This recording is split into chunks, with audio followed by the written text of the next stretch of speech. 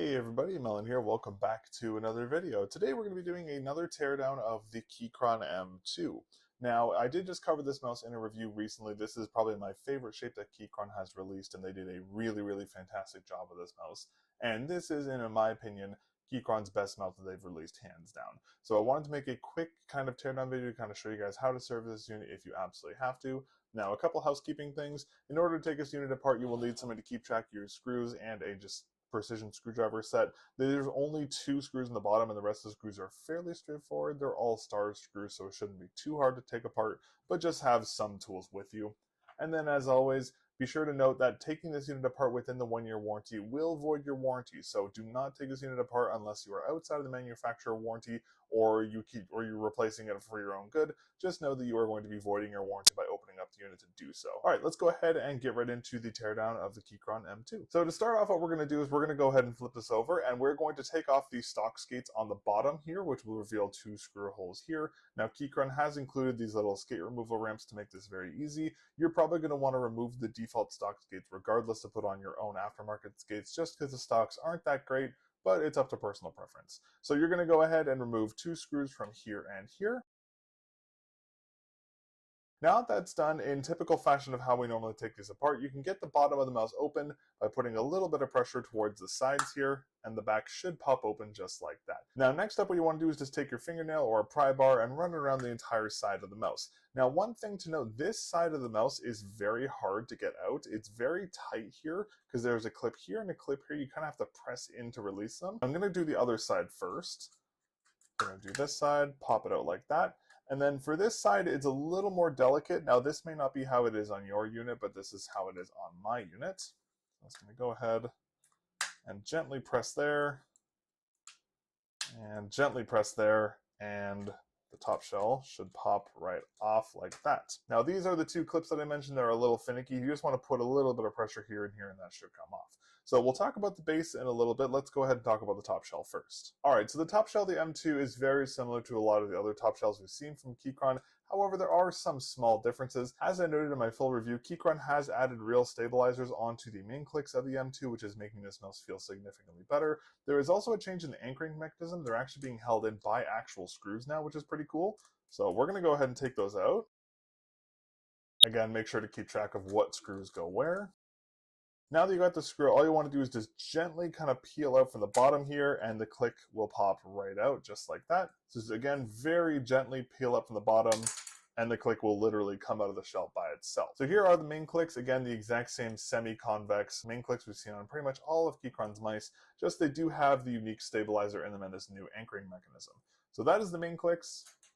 Now, the side clicks have remained unchanged. They are still on this little like Gundam-esque board. In order to take this out, all you have to do is just kind of get your fingernail behind here and just pull it off. It just kind of sits in this little rocker spot right here. It's very easy to remove. And there are no extra pieces, there is just this piece here. So nice and easy to take that apart as well. But that is everything for the top shell disassembly. Again, very easy to take apart, not a lot to do here, and very easy to replace the main clicks or the side clicks if you want to. Very simple to do so overall. Alrighty, let's go ahead and start working on this main board here. So in typical Keychron style, it is very easy to replace the scroll wheel, the batteries, the side button PCB. Everything is very simple to do so. As I mentioned in my review, we have these new vertically mounted side clicks. There are still 1.0 switches, just these mystery 1.0 tan dots or whatever you want to call them. So let's go ahead and we're going to go ahead and disconnect the battery, and then we're going to go ahead and remove this side panel here. So to disconnect the battery, you want to go ahead and take out this 3-pin connector right here. Just again, be very careful with this. Don't pull by the cables. Just try and get your fingernail under this little connector and just gently wiggle it out like that. And then next up, we're going to do the same thing for this connector on the daughter board as well. Now, this one is a little stiffer, but it should come off pretty easily. And then once that's off, you can just remove the daughter board just like this. Now, one other change that Keychron has made is that there's actually another pin connector here, so they're no longer soldered into the side anymore, which is a really great change because the previous one I looked at was a little sketchy with how it was wired on the side. This is a lot more durable, which is great to see. So if you do have a problem with the cable, you can just replace the cable without having to replace the entire daughter board, which is a great change from Keychron. Next up, we have the main board. Now, the main board is being held in by 4 screws. There's one here, and there's one up here, and one up here. So we're going to go ahead and remove those next.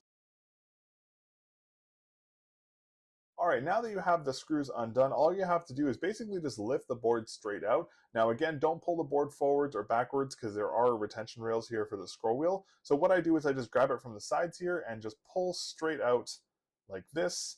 And there you go, you have the entire main board out in one piece. Alrighty, so here we have the main board for the Keychron M2. Now, for those of you who have watched my previous teardowns, you may notice that this looks very, very familiar. And that is because this is the exact same PCB we saw on the Keychron M3 Mini 4K and M3 Mini 1K. There is basically no changes to this board. It is pretty much one for one. So just like we've seen on the previous Keychron mice, you can replace the scroll wheel pretty easily by just kind of gently shimmying it out of its enclosure. This one's a little tighter, but it does come out if you fin it enough. There we go. So you can take the scroll wheel out fairly easily if you wanted to replace that. The rest of the board is pretty much identical. There's nothing else you can really remove here. Now you can unsolder these switches and swap them out if you want to. I personally really do like the Wano blue shell pink dots, so I'm not going to do that, but you can do that if you want to. We have the Southbridge, Telelink, MCU, and we have the 3395 sensor here. Oh, we also of course have the Wano white dot switch for the main wheel click, and we have the F-switch 11mm encoder as well. So very basic main board, again, very similar to in Keychron style to what we've seen on all their other boards. Very straightforward, very easy to replace and service. Alrighty, let's start our reassembly process by first starting with the scroll wheel. So the scroll wheel, you want to put the very tiny end into the encoder like this. So you just gently swap it into the board and then just very gently start whittling it in. It can be a little finicky sometimes. There you go. And just gently push into the board, and just make sure before you put anything together, make sure that this still scrolls and still clicks without issue, which it does in our case, so we're perfectly good there. Now next up, what we're going to do is we're going to go ahead and tackle this base button. So what we're going to do first is we're actually going to take this off because I have a feeling this is going to fall off on most people's units. Now put this over where this the little indent you can see there goes over the switch in the middle. Just like that. Now what we're going to do for safety's sake here is we're actually going to switch this all the way to one side. That way we know that it's going to be on one side when you put it into the main board. Now next up what we're going to do is we're actually going to flip the main board over like this just to make this a little easier. And we're going to put the board in upside down. The reason we're going to do it this way is because we want to make sure this button doesn't fall off and doesn't move during our install, because if we break this switch, the entire mouse goes, we can't use it anymore. So we're just going to be very gentle, and we're going to lower it in. Now what you want to do for this is line up these two standoffs with the scroll wheel like so. And then you may have to move your battery cable out of the way, maybe a little finicky. But if you do everything correctly, with a little shimmying, your button will show up right in the middle of the mouse like this. Now at this point, you can flip it over and it should seed right into place just like that, which is great for us. So at this point, put your finger down and just make sure this switch still works. Just gently actuate it. Don't put too much pressure because you could shoot the board out of your hand. Just be careful with that. But at this point, as long as this switch works, you're good to go. Next up, what we're going to do is we're going to go ahead and take the 4 screws we took out of this earlier. We're going to re-secure the main board, and then we'll move on to reinstalling the daughter board. Now, just keep in mind, we are using these very tiny little flathead starhead screwdrivers that we took out earlier. Again, make sure you're organizing your screws. Don't mix up your screws. That's going to be very important for this.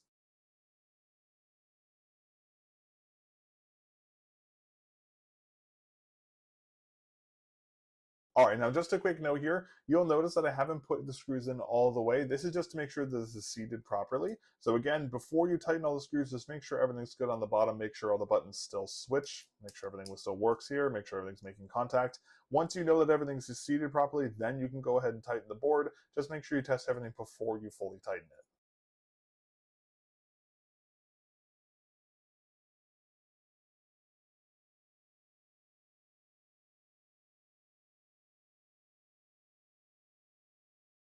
All right, now just a reminder again, don't over tighten your screws. Once you feel some tension from them, just stop turning them. Don't overturn the screws.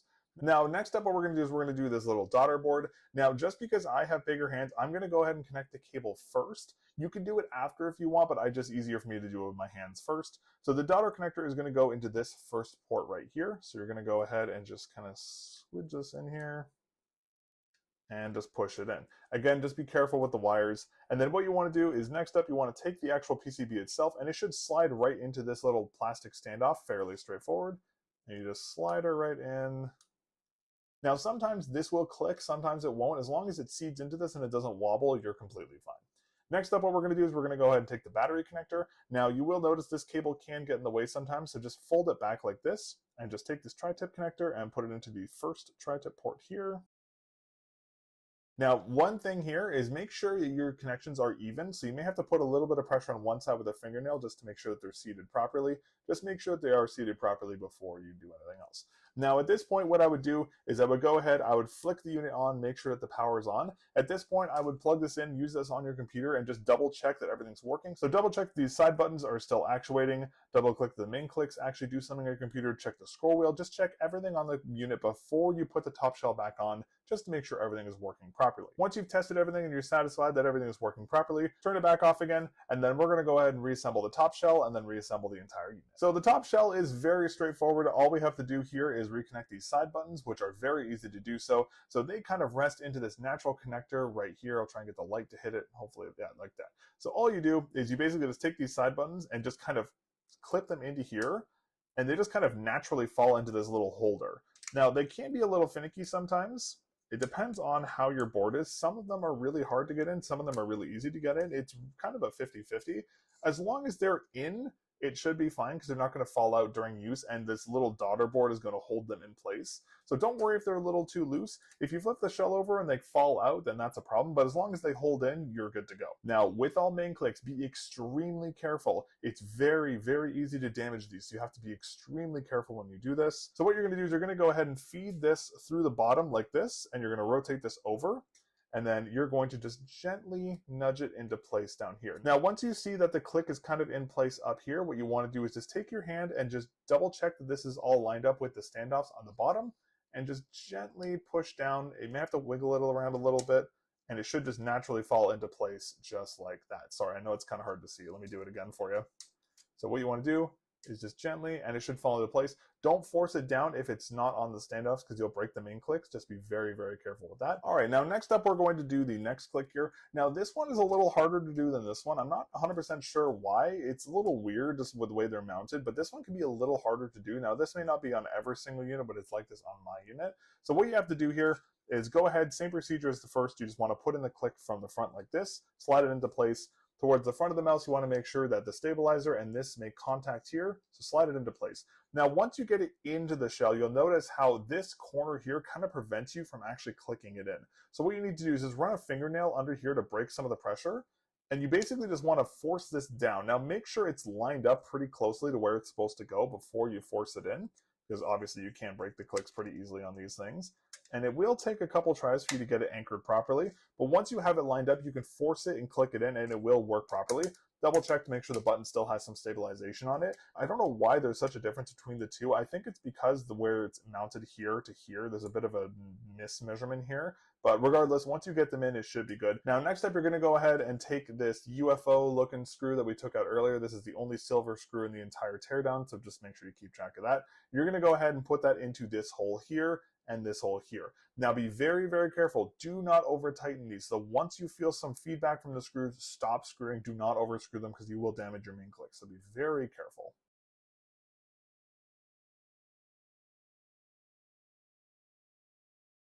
Now, once that's done, go ahead and make sure both your clicks still have some actuation to them. They should naturally spring back to the top of the shell. So you should see them kind of do this kind of thing here. Make sure both of them do that. If they do not, maybe just loosen them just a tiny little bit to make sure they're not over tightened. But once that's done, you're ready to reassemble the unit entirely. Now, in terms of reassembly, very straightforward again, as we've seen in all the previous Keychron mice. All you basically have to do is take these two little hooks here and line them up with the two little hooks towards the front of the shell. So this guy goes here and this guy goes right here. Very straightforward. So what you want to do is go ahead and just kind of hook it over like this. I like to do it like this because I find this to be the easiest. So once you make contact like that, the entire shell pretty much just naturally snaps back into place. Now, I found the best way to do this is to kind of just put some pressure on the top of the mouse and put some pressure on the sides like this and just push down. And that should click everything together enough. Now, this side will probably give you a little bit of trouble. Just force. Now, at this point, what I would do is I'd go ahead, I'd flick the mouse back on, make sure that there's some power LEDs there, and I would go ahead and I would recheck everything, make sure the main buttons work, the side buttons, everything. Just make sure everything actuates before you put the final screws back together. But if everything passes, all you have to do is take these longer, flat, kind of tiny little starhead screws right here. You're going to go ahead and take those and remount them back into the base in here and here.